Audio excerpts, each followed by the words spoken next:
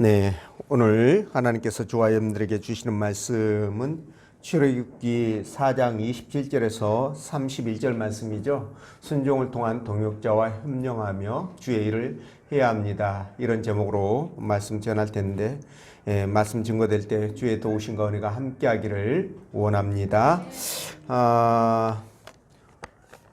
우리나라 그 여름 휴가가 보통 7월 말에서 8월 초에 이렇게 다 그 밀집이 되어 있는 것 같습니다.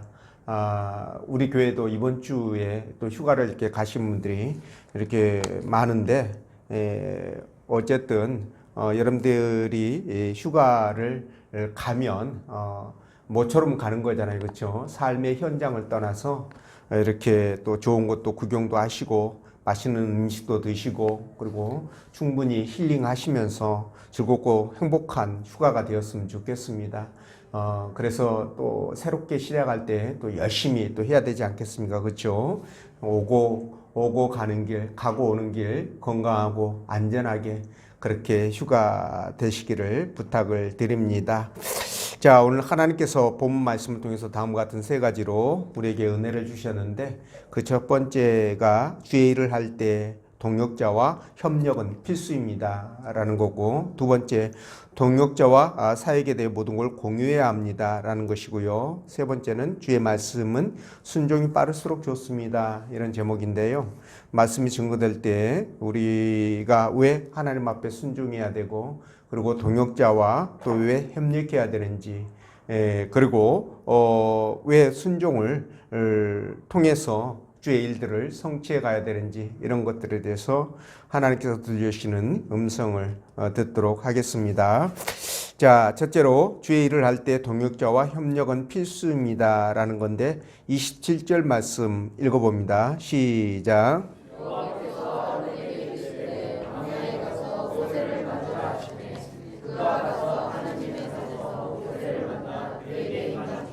아멘.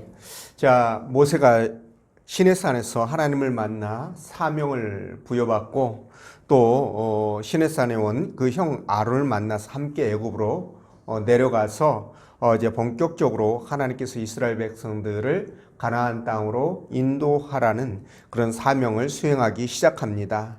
자, 그런데 우리는 흔히 출애굽의 역사, 대역사 과정에서 우리가 모세만을 생각을 하는데요. 사실은 모세 사역에는 아론도 함께했고, 그리고 그를 돕는 많은 사역자들이 있었다. 그러니까 그들과 함께 이 출애굽의 역사를 이루었다라는 것을 우리가 알아야 할 것입니다. 이스라엘의 해방자로 세움을 받고요, 애굽으로 출발한 모세는 시내산에서 형 아론을 만났다고 했지 않습니까?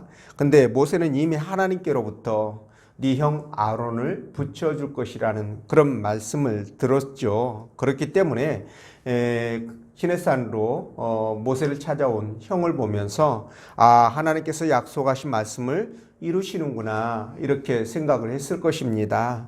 자, 모세가 시내산에서 하나님께 소명을 받을 때 사실 그는 이 사명을 받기를 원치 않았죠. 그래서 어떻게 하든지 빠져나가려고 별수를 다 썼는데, 자기는 입이 둔해서, 그러니까 말을 잘 할 줄 모르기 때문에 사명을 감당하지 못하겠습니다 라고 거절하니까 하나님께서 뭐라고 말씀하시죠? 내가 직접 너에게 알려줄게, 이렇게까지 얘기하시잖아요. 그런데도 모세가 말씀에 순종하지를 않습니다. 그러면서 하는 말이, 나는 못하니까 그냥 보낼 만한 사람, 더 적합한 적임자를 찾아서 보내십시오 라고 이렇게 거절하니까 하나님께서 뭐라고 말씀하시냐면, 그때 역정을 내시면서 하신 말씀이, 네 형 아론, 말 잘하는 네 형 아론을 붙여줄 테니 가서 일을 해라, 이렇게까지 하시니 모세도 그 상황에서 더 이상 거절하기가 어렵겠죠. 그래서 모세는 이제 하나님의 말씀을 받아들이고 이제 사역을 감당할 준비들을 갖춰가게 됩니다. 자, 여러분, 하나님은요, 이 과정에서 말씀드린 것처럼 모세 혼자만이 주의 사역을 감당하도록 그렇게 내버려 두지 않았다라고 드렸는데, 여러분 하나님은요 절대 당신의 일을 힘들게 어렵게 혼자 그렇게 아등바등 하도록 내버려 두지 않습니다. 반드시 함께 일할 동역자, 사역자를 붙여주시는데요. 왜 그런 거 아니? 사실 사람은요 함께 일할 때 훨씬 능률이 더 오릅니다. 그러니까 한 사람이 일을 100을 했다라고 한다면 두 사람이 일할 때는 어떻게 될까요? 200이 아니라 300이 될 수 있고 400이 될 수 있다는 거죠. 그렇기 때문에 함께 일하는 것이 좋고요. 이걸 우리는 시너지 효과라고 얘기를 하죠. 훨씬 시너지 효과가 납니다. 그리고 또 함께 일할 때 힘들어도 서로 격려하면서 이렇게 밀어주고 당겨주면서 일을 하기 때문에 끝까지 포기하지 않고 이 일을 마칠 가능성이 높지요. 그래서 혼자 하는 것보다 여러 사람이, 두 사람 이상이 하는 것이 훨씬 낫다, 이 말씀을 드립니다. 그래서 하나님도 이런 저와 여러분들의 성품을 너무 잘 아실 거 아니겠어요? 그렇죠? 그러다 보니까 일할 때 혼자 하도록 내버려 두지 않고 동역자를 붙여주신다라는 겁니다. 여러분 이해가 되시죠? 자, 근데 우리 사람은요 이렇게 혼자 살아갈 수 없는 그런 존재입니다. 원래 하나님께서 삼위이로 세 분으로 이렇게 공존하시잖아요. 그렇죠? 함께 하시는데 그런 하나님의 성품을 따라서 창조된 저와 여러분들도 이 함께 공존을 해야 온전해질 수가 있는 것입니다. 그래서 절대 혼자는 불완전해지는 거죠. 그래서 존재하기가 어렵다, 이렇게 보시면 됩니다. 그래서 하나님께서 에덴 동산에서 아담이 말이죠 혼자 살아가는 것을 보면서 하나님이 안타깝게 생각하시잖아요. 그래서 여자를, 하를 만드셔서 그에게 베풀어 주셨는데요. 그래서 일찍이 현자들은 인간은 혼자서 살아갈 수 없다라고 그렇게 알았습니다. 그래서 함께 돕고 협력하며 살아가는 존재다라고 이렇게 깨닫고 그것을 뭐라고 규정을 했느냐? 인간은 사회적 동물이다 라고 그렇게 명명을 했던 것이죠. 이렇게 강파를 했습니다. 제가 얼마 전에 그 형사 담당 그 변호사에게 들은 이야기인데요. 교도소에서는 죄수들을 독방에 가두는 것이 가장 큰 중벌이다, 이런 얘기를 하더라고요.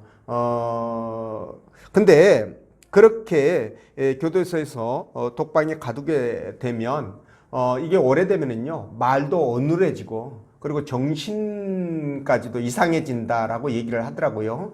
그래서 교도소에서는 독방에 오래 가둬주지를 않는다, 이런 얘기를 하던데, 여러분 그래서 그런지 모르겠지만 어쨌든 주님도요 제자들을 전도를 보낼 때, 복음을 전하라고 그렇게 그 전도를 내보낼 때 항상 2명씩 짝지어서 이렇게 보내지 않았습니까? 오죽하면 주님이 뭐라고 말씀하시죠? 2-3 사람이 내 이름으로 모이는 곳에는 나도 그들 중에 있느니라, 이렇게 말씀하셨잖아요. 그렇죠? 그런데 이 말씀을 바꾸어 보면 2-3 사람이 모이지 않으면 나도 함께 하지 않겠다, 이런 말씀처럼 들지 않습니까? 그렇죠? 뭐 꼭 그런 뜻은 아니겠지만서도 어쨌든 함께 하는 것을 강조하기에는 너무 좋은 말씀이다 라는 생각이 듭니다.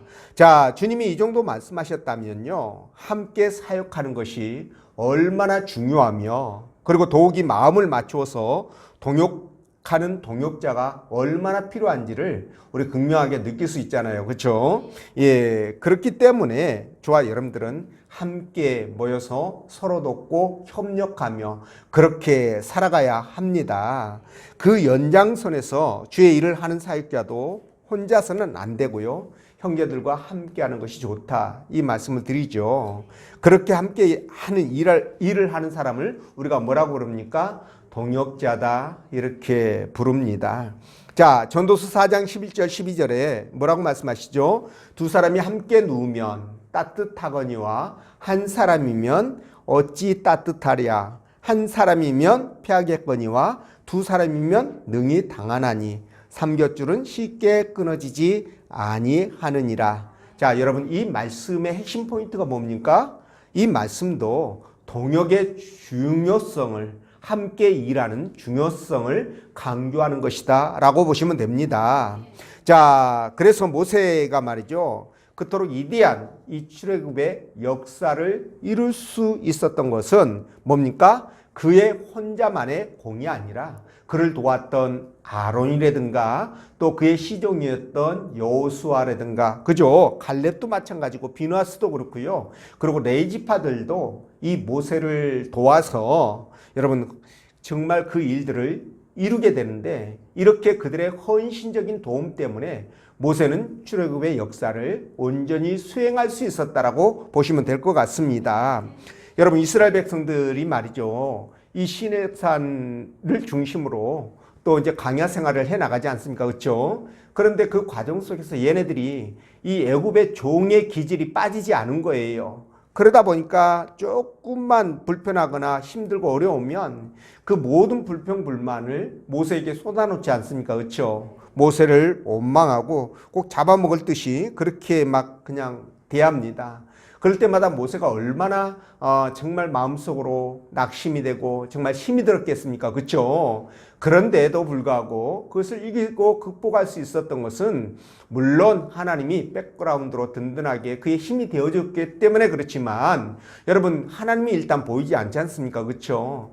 예, 모세는 육의 사람이란 말이에요. 눈에 보이는 그 육체를 갖고 있는 겁니다. 그렇기 때문에 그와 함께 도울 수 있는 동력자가 반드시 필요했던 거예요. 그 역할들을 바로 말씀드린 모세나 여호수아나 이런 사람들이 감당을 해낸 거죠. 그래서 모세가 그런 많은 일들을 훌륭하게 이룰 수 있었다, 이렇게 말씀을 드리는데, 자, 여러분, 구약에서 모세가 지도자의 대표격이라고 한다면 여러분, 신약에서는 누굴까요? 바로 사도 바울이다, 이렇게 말씀을 드릴 수 있을 것 같습니다.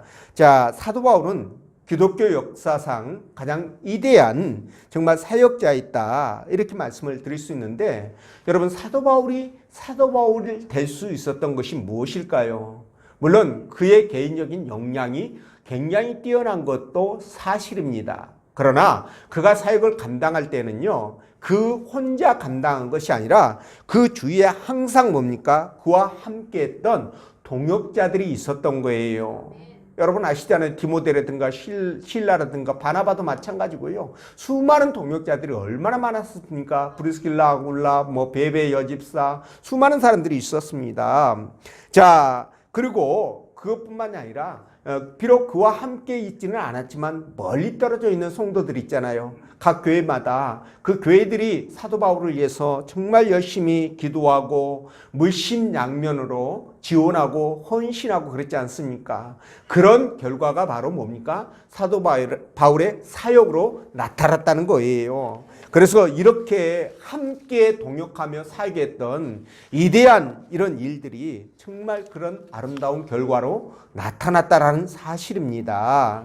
자, 그래서 사도 바울도 이들의 수고와 헌신을 정말 마음 깊게 새겼죠.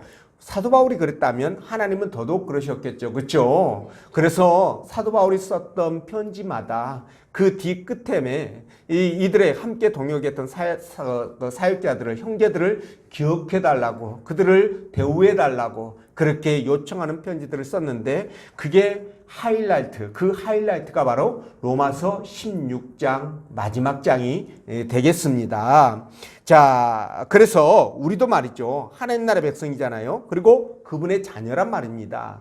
그렇다고 한다면 저와 여러분들도 맡겨준 사역을 감당해 가야 되는데, 그러기 위해서는 뭡니까? 여러분 스스로 혼자만이 이 일들을 감당해 가야 된다라고 생각하지 말고 어떻게 해야 됩니까? 예, 함께 동역하고 협력할 그런 그 동역자가 필요하다는 사실들을 여러분들이 인식을 해야 된다는 거죠. 자, 그 과정에서 말이죠. 그 과정에서 정말 힘들고 어려움이 있습니다. 왜냐하면 사람마다 이렇게 생각들이 다 똑같지를 않지 않습니까?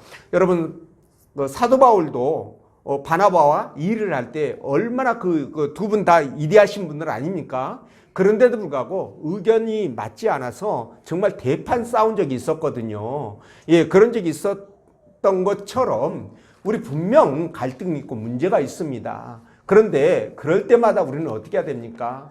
그 작은 어떤 소위에 머리떼서는 안 된다는 거예요. 그러니까 우리는 대의를 바라봐야 됩니다. 그게 뭡니까? 바로 하나님 나라의 일을 한다라는 거. 하나님 나라를 세워간다는 거. 복음을 전하는 것이 하나님의 명령이고 그 명령을 우리가 준행해야 된다는 것. 이 대의를 생각해야 된다는 거예요.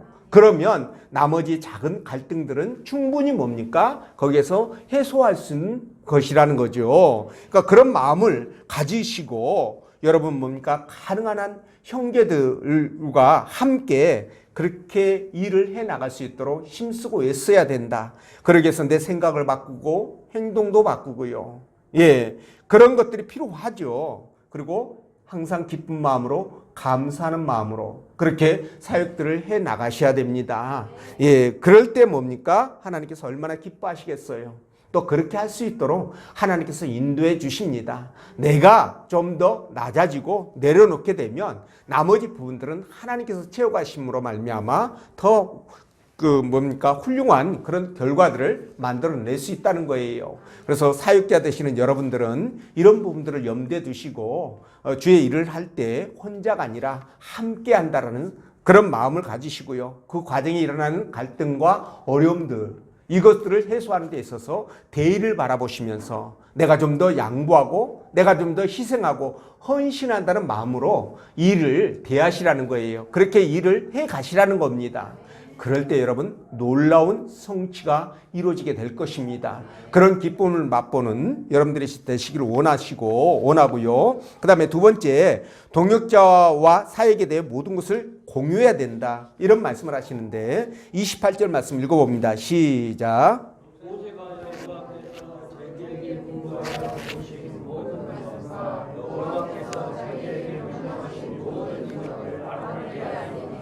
아멘. 자, 모세가 시내산에서 하나님께 명령을 받았을 때요. 사실 인간적으로 사명 감당하는 것이 무리라는 판단을 내렸던 것 같아요. 자, 진짜 언변이 부족해서 그럴 수도 있고요. 그리고 또 모세가 애굽으로 내려가면 죽을 수 있잖아요. 그 두려움 때문에 거절했을 수도 있겠다 싶은데 그래서 모세는 진정 자기가 하나님의 그 귀한 사역을 감당할 수 없는 그런 부적격자라는 판단 때문에 이렇게 거절했을 것으로 그렇게 생각을 합니다. 그래서 무려 5번이나 하나님의 명령을 거절하지 않습니까? 어떤 강심장이 여러분 5번씩이나 하나님의 명령을 거부할 수가 있겠습니까? 그만큼 모세는 절박했던 것 같다라는 생각이 드는데요. 그러나 여러분 어쩔 수 없이 사명을 5번째 이제 받아들이게 되죠. 그 이유 중에 하나가 뭘까? 바로 그의 형 아론의 말재간을 믿었던 거 아닌가 이런 생각을 해봅니다. 자, 그래서 그를 만났을 때 얼마나 기뻤겠어요. 그죠? 그래서 그간에 있었던 하나님과의 관계 속에서 있었던 모든 것들을 이 아론에게 다 말하죠. 그리고 함께 주의 일을 해보자고 의기투합을 했을 것으로 보입니다. 자, 이후에 모세와 아론은요, 이스라엘의 출애굽이라는 대역사를 이루어가게 되는데, 물론 그 중간에 또 그 갈등도 있었어요. 아까 말씀드린 것처럼 우리가 일하는 과정 속에서 갈등이 없을 수가 없습니다. 예, 각자의 생각이 다 다르기 때문에 갈등이 없을 수가 없어요. 그래서 모세도 아론과의 사이에 갈등이 있었습니다.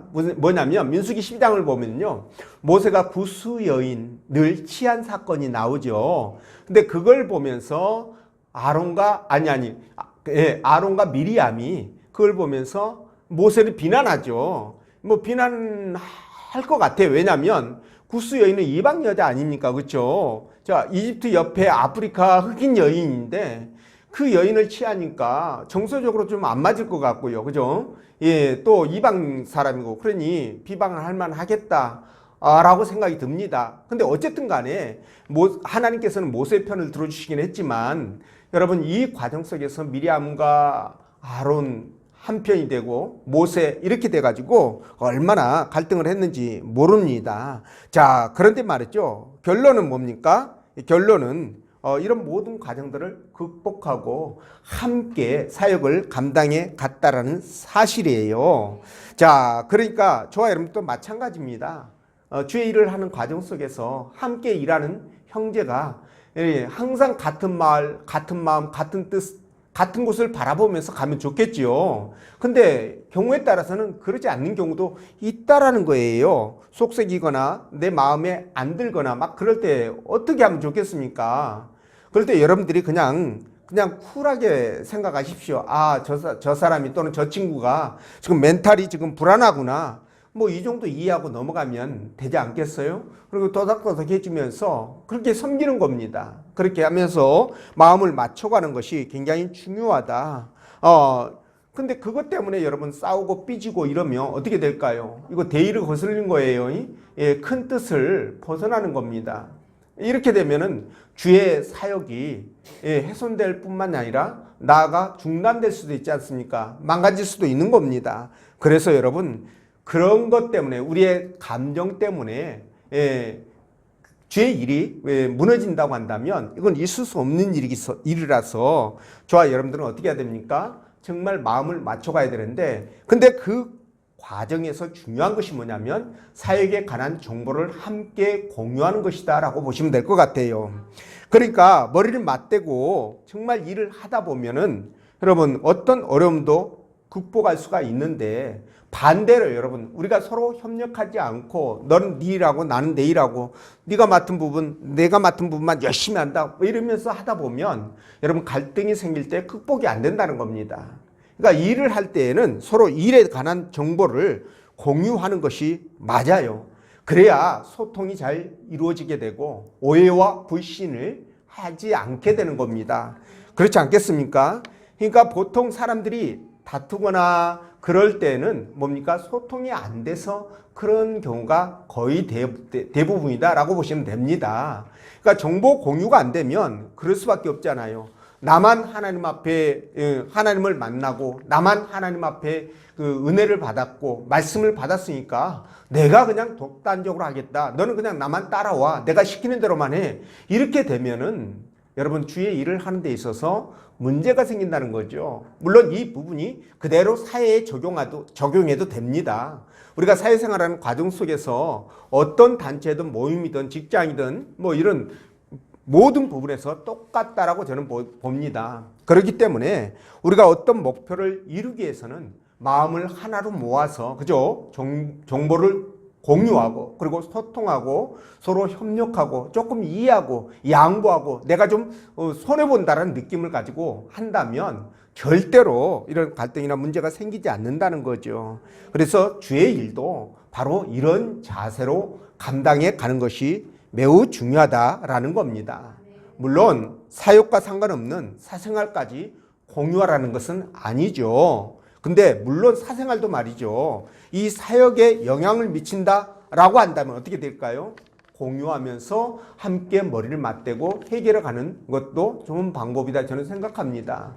여러분 집안일이 복잡해가지고 여러분 주의 일을 하거나 어떤 다른 일들을 할 때 그렇게 문제가 된다면 어떻게 해야 됩니까? 그것들을 함께 해결할 수 있는 그런 해결점을 찾아가는 것이 저는 맞다고 생각합니다. 왜냐하면 우리 신앙인들은요. 하나님의 영광을 위해서 그분의 뜻을 이루기 위해서 살아가야 되는 것 아니겠습니까? 그러니까 그런 것들이 우리의 최상의 가치가 돼야 되기 때문에 그렇게 할 수 있다. 저는 그렇게 생각을 합니다. 그래서 이것을 위해서라면 어떤 희생도 헌신도 불사할 수 있어야 된다라는 거죠. 자, 여러분. 그래서 이런 헌신과 희생의 자세가 우리 믿음의 사람들에게는 반드시 필요해요. 아까 제가 브리스길라와 아굴라 부부 이야기를 잠깐 드렸는데요. 아볼로라는 사람 알죠? 이 아볼로는 그 알렉산드리아 출신, 그러니까 애굽 출신이에요. 근데 이 사람이 학문과 성경에 굉장히 능통한 사람이었습니다. 물론 이 성경은 구약 성경을 얘기합니다.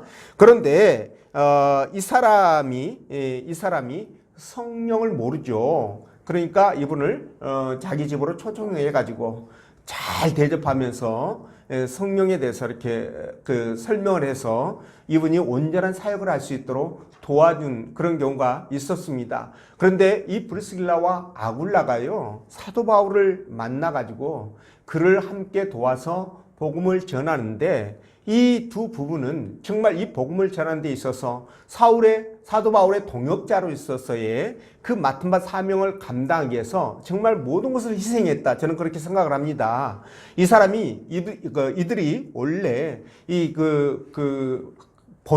본도라는 곳이 있습니다. 저 흑해 연안에 있는 북해 흑해의 남쪽이죠. 남쪽 연안에 있는 터키 맨 북단이죠. 그쪽 지역 출신인데요. 거기에 살던 사람들이 로마로 이사를 와가지고 이제 주님을 만났겠죠. 그래서 이 복음 때문에 사도 바울을 따라서 고린도로 이사를 하고 에베소로 이사를 하고 수천 킬로를 왔다 갔다 합니다.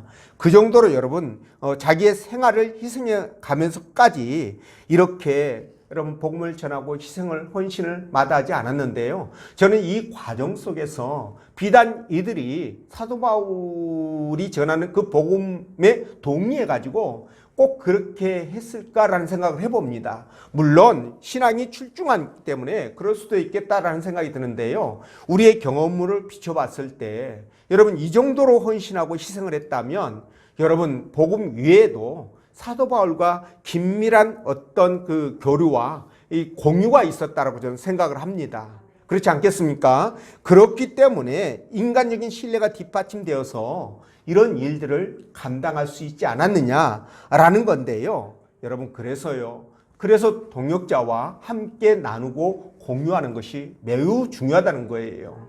네, 그래서 여러분들이 교회 공동체 안에서 형제로 이렇게 연을 맺고 살아가지 않습니까? 그래서 여러분들이 이 공동체 안은요, 사실은 육신의 형제들보다 오히려 더 가까울 수 있다, 이런 생각을 했는데, 여러분 이 안에서 함께 신앙사는 형제들과의 이 관계도 그런 관계가 되어져야 돼요.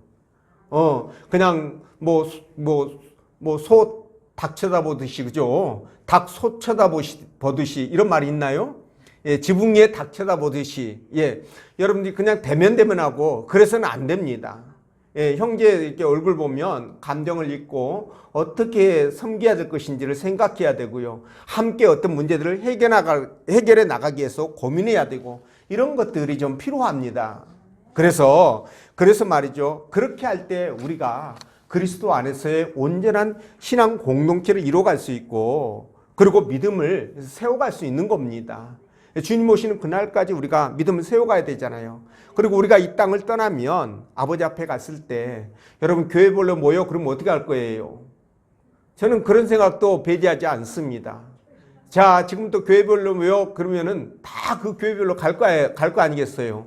그때 여러분 여기서 서로 얼굴 붉히고 얼굴 쳐다도 안 보고, 아유 저 인간 그냥 꼬라지 보기 싫어서 내가 교회를 나가든지 말든지 해야 되겠다 막 이래 가지고 갔는데, 거기서 교회별로 모여 그래 버리면 여러분 그때는 어떻게 될 거예요? 어떻게 할 거예요? 그러면 영원토록 그냥 얼굴 붉히고 살 겁니까?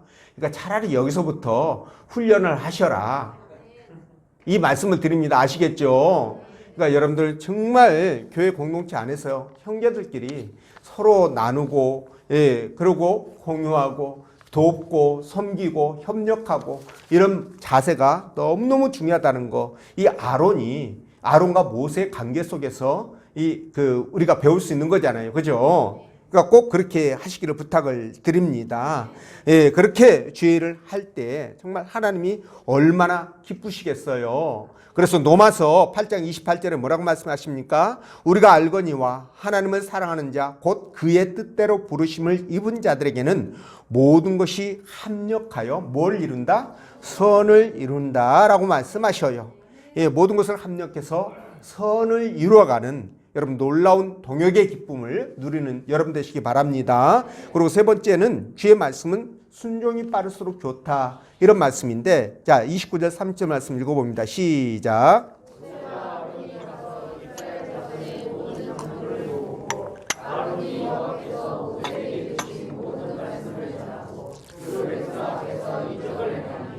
아멘. 자, 모세가 아론을 만나서 그에게 하나님 주신 모든 말씀을 다 전하죠.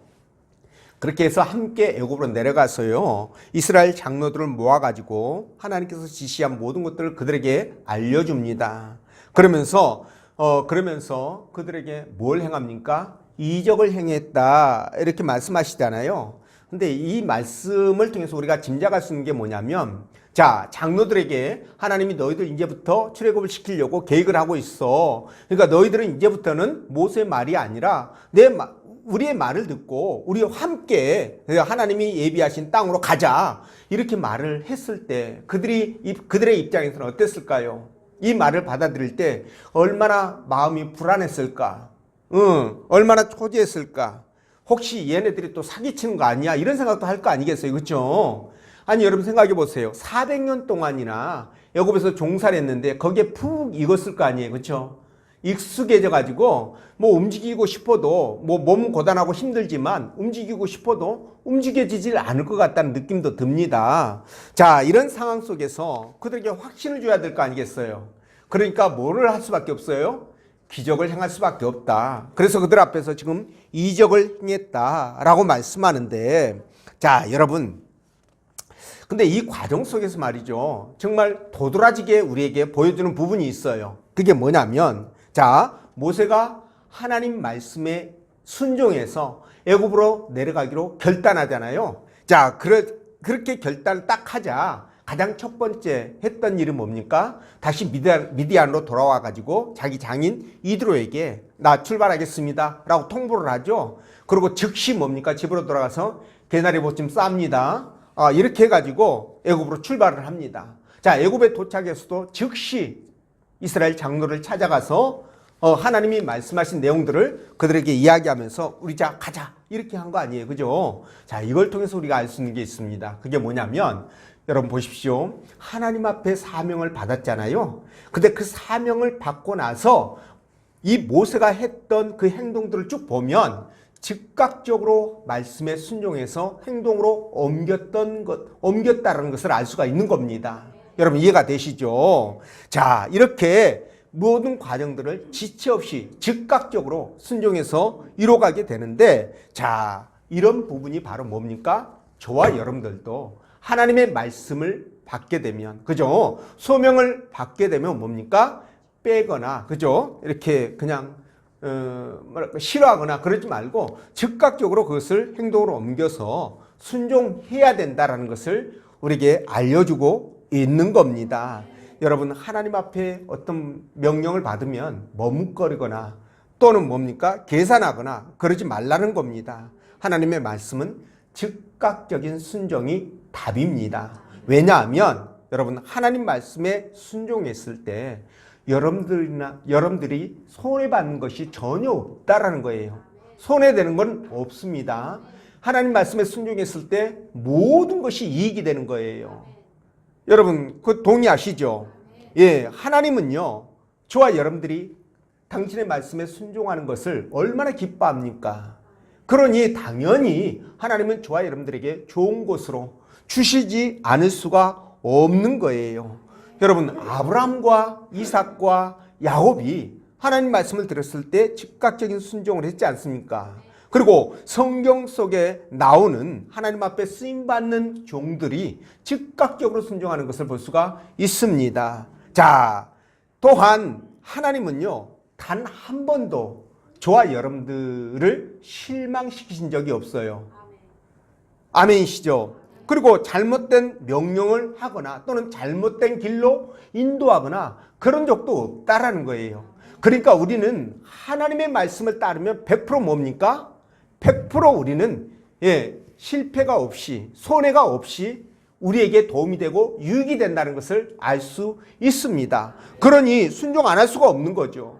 순종하는 것이 당연히 우리에게 유익이 되니까 우리 입장에서는 100% 순종을 하는 것이 맞습니다. 하나님도 뭐라고 사무엘상 15장 22절에서 뭐라고 말씀하십니까? 순종이 제사보다 낫고 듣는 것이 수양의 기름보다 낫다 이렇게 말씀을 하시잖아요. 여러분, 그래서 하나님 말씀은 순종하는 것이 정말 우리에게 유익이 되고 복이 된다. 꼭 이 말씀을 기억해 주시길 부탁을 드립니다. 여러분, 우리 주님이 고기를 잡고 있던 베드로와 요한을 부르시잖아요.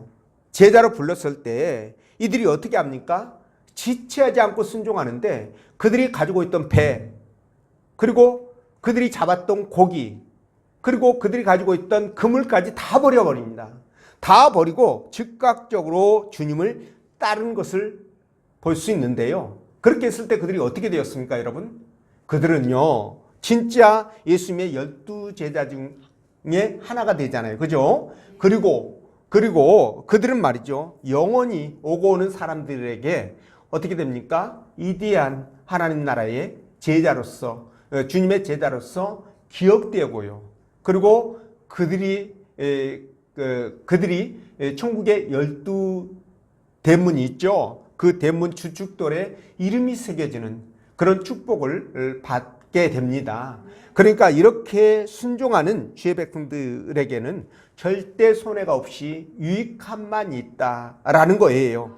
예, 여러분 기억하시죠? 그래서 시편 119편 60절에 보면 주의 계명을 지키기에 신속히 하고 지체치 아니하였나이다. 이분 뭘 아는 거예요, 그죠? 예, 이분이 뭘 아는 겁니다. 그러니까 이런 말을 하는 거죠. 자, 그래서 저와 여러분들은요, 정말 하나님께서 어떤 말씀을 하시면 그 말씀을 듣고 즉각적으로 순종으로 옮기는 것이 좋습니다. 자, 그런데 이제 혹자는 이렇게 얘기를 하죠. 목사님, 나는 하나님 앞에 뭐 사명 받은 것 같은 것도 없는 것 같고, 무슨 이렇게 하나님이 특별히 나한테 뭐 부탁하는 것이 뭐 없는 것 같기도 하고, 그러니 나는 뭐 그냥 아무것도 모르는 것 같고, 그래서 그냥 그렇게 신앙생활하면서 그냥 그저저저 살고 있습니다. 이렇게 이제 말하시는 분이 있을 것 같아요. 그런데 말이죠, 여러분, 그런 분들에게 드리고 싶은 말씀이, 여러분, 그 주의 사명은 하나님께서 직접 너 뭘 해라 이렇게 얘기할 수도 있겠죠. 그러나 그런 경우는 극히 희박하고요. 대부분 어떻게 합니까? 교회에서, 그죠? 직분이나 직임이 있죠. 직분은 집사님, 권사님, 또 장로님, 이런 것들이 직분입니다. 직임은 뭘까요? 직임은, 예, 그 어떤 그 일을 하는 그 부분이에요. 예를 들어서 주일학교 교사 그러면 여러분 그 아이들을 가르치는 일이잖아요. 그렇죠? 그게 이제 직임이 되는 겁니다. 이 직분이나 직임을 통해서 여러분 사명을 받는다고 보시면 됩니다. 예, 그것이 하나님께서 교회를 통해서 교회 그 지도자를 통해서 주어지는 사명이라고 생각하시고 감당하시면 되고요. 또 하나는 뭐냐? 하나님께서 저와 여러분들이 말씀을 읽을 때나 기도할 때 있지 않습니까? 그렇죠? 기도할 때 또는 설교를 들을 때 또는 뭐 형제들과의 어떤 그 신앙적인 대화를 나눌 때 내 마음속에 강렬하게 이렇게 탁 이렇게 떠오르는 그 화두가 있습니다. 그렇죠? 또 어떤 열망이 있습니다. 뭘 해야 되겠다는 열망, 어떻게 진행을 하겠다는 그런 것들이 있는데, 그런 마음이 들면 이게 하나님께서 주시는 사인이구나 라고 생각하시면 돼요. 물론 말씀을 통해서 검증은 필요합니다. 검증은 필요하지만 그렇게 해서 나에게 하나님이 열망을 주시는 경우가 있는데, 그걸 하나님께서 나에게 주신 메시지로 받으시고요, 그 말씀에 순종하시면 됩니다. 예, 그렇게 하시면 문제가 없겠죠. 자, 그런데 순종이 빠를수록 좋다라고 말씀을 드린 이유는 뭐냐면, 여러분, 늦어지면 중간에 여러 가지 생각 때문에 변질될 수 있어요. 예, 그래서 우리가 흔히 이런 말 하지 않습니까? 처음 생각은 하나님 생각이고, 나중 생각은 그렇습니다. 사단의 생각이다. 이렇게 얘기를 하죠. 그렇죠? 이런 그 말이 있듯이 우리가 처음 들었을 때 즉각적으로 순종해야지, 순종하지 못하면 이렇게 변질되기 때문에 그래서 말씀드리는 겁니다. 그래서 지혜로운 분들은요, 즉각적인 순종을 원칙으로 한다. 여러분들이 그렇게 기억하시면 될 것 같아요. 전도를 제가 예를 들어서 한번 말씀을 드리면, 여러분, 내가 어떤 분을 전도하려고 마음을 먹고 기도를 하고 그런데 그냥 이렇게 시간이 흐르면서 흐지부지 되면서 그냥 그작저작 됐단 말이에요. 그런데 그 사람이 갑자기 어느 날 죽어버렸다는 소식을 들었습니다. 그러면 여러분 어떤 마음이 들까요? 아, 내가 왜 그때 마음이 들었을 때 전도해가지고 그 사람을 인도하지 못했을까? 그런 생각이 들 거 아니겠습니까? 그렇죠? 예, 그래서 여러분 우리에게 어떤 하나님의 메시지나 어떤 사명이 주어지게 되면 즉각적인 순종이 그래서 필요하다는 겁니다. 여러분도 이해하시죠? 예, 그래서 머뭇거리면 절대 안 된다. 이 말씀을 드리고요. 그래서 저와 여러분들은 하나님이 주신 말씀에 즉각적인 순종을 통해서 하나님의 뜻을 이루고 그리고 하나님이 준비하시고 예비하신 복을 받아서 누리는 여러분 되시기를 주의 이름으로 축원드립니다. 기도합니다.